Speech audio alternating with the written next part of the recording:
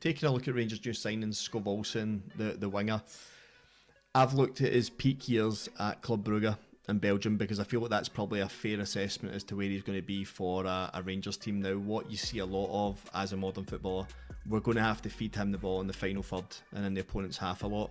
If you do that, you get a 1v1 specialist. He's got a high percentage, 38 to 47% dribble success, which is really, really high for the type of player and positions he puts himself in. That goal you just seen is a Skov Olsen goal. That is what you're going to have to be used to. But what I like is the transition goals when he's had to play quickly, because that's what we've seen with Danny Rohls Rangers. If you look at the old firm, all 3 goals came from those important transition moments.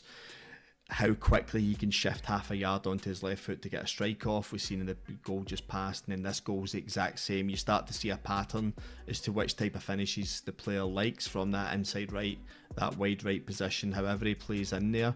And I think that's the thing that's going to be so key for Rangers, is he could probably feature in multiple roles in Danny Rohls' systems.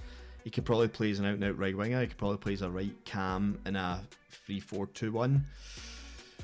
With the goals you've just seen, there's a lot of chopping onto his left foot. I think what's important to note here is the variety of assists. He's more than comfortable going back onto his weak foot, his right foot, crossing.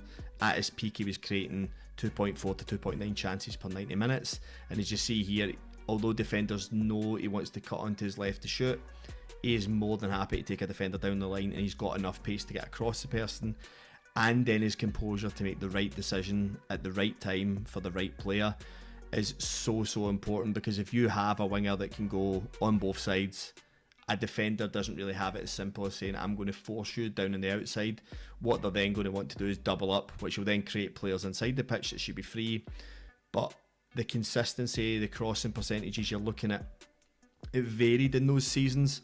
It varied from 24%, which is actually okay as a winger for crossing in open play, to then as high as 46% in some instances. Now, he does take corners, which will flag that up, but as we can see, this is somebody who's as comfortable going down on his weak foot on his right, crossing it in, and as we've seen from the goals, going back onto his left foot. So there's no real easy way out for a defender playing against Andreas Skov Olsen. As you force him down the line, you give up chances. Now, even here when the cross is blocked, the thing he's got going for him is obviously when he comes back onto his left foot, Rangers don't really have this quality, not so much this cross but the one coming up, whereby I can't remember the last time I've seen somebody that could shift the ball in half a yard and put in a good cross like that and create those chances. So I think that'll be another really important factor for Rangers. Now, trying to always put things into context, finishes off 1 and 2 touch is going to be very common in Scottish football, because you're not going to get a lot of time. You're going to be played, not so much playing against low blocks, but against packed defences and packed boxes.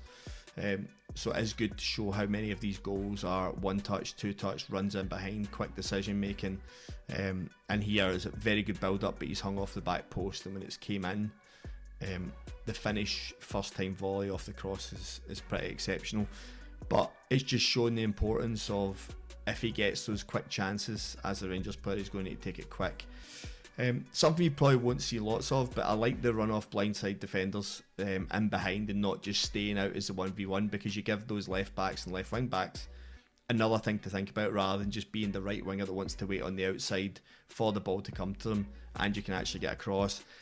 Again, this is more just highlighting decision making and good first time crossing when he's in those positions. It's just a consistent moment. Now, although he's not played a lot as a cam or a central player in his history, I do think under Danny Rohls' system you could see somebody that does this. He has great decision making, brilliant through ball timing, brilliant timing of passes, type of passes, selection of passes, and he likes to find himself in those areas, and he's more than comfortable of finding little half yards in dangerous positions to feed players in. So it might be something that we could see if we had another couple of wingers, and when he's in those areas you're seeing the same things, good crosses, good chances created, and kind of freedom to move away that we've seen Mikey Moore perhaps do. The corners are going to be so important. Since Scott Fry's came in, Rangers' emphasis on set plays is going to be key. 6'2" when he's in the opposition box, but for these you've got somebody that takes in-swinging corners, so if Magoma isn't available, if Turmans isn't available, if Romans isn't available, you've got somebody that can take these corners from the opposite side.